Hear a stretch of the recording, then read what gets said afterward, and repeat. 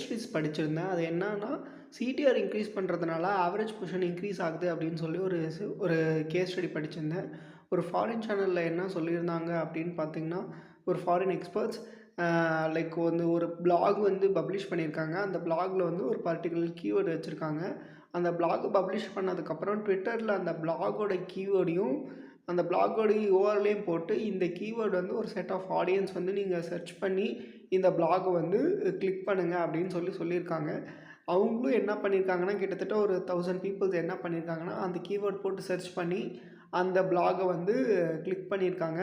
Before இந்த case study பண்ணுறதுக்கு முன்னாடி ஆவரேஜ் பொசிஷன் என்னவா இருந்துச்சு அப்படின்னா வந்து 7ல இருந்தது.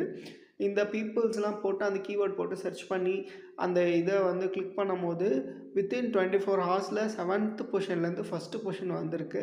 இதன் மூலமா என்ன சொல்ல வரேன் அப்படின்னா வந்து சிடிஆர் இன்க்ரீஸ் ஆனா ஆவரேஜ் பொசிஷன்ஸும் இன்க்ரீஸ் ஆகும். ஸோ தட் உங்க பிராண்ட் நேம போட்டு எத்தனை கீவேர்ட்ஸ் ரேங்க் ஆகுது, உங்க பிராண்ட சர்ச் பண்ணி உங்களோட டைரக்ட்டா உங்க பேஜுக்கு விசிட் வர்றாங்களா அப்படிங்கிறத செக் பண்ணிக்கோங்க.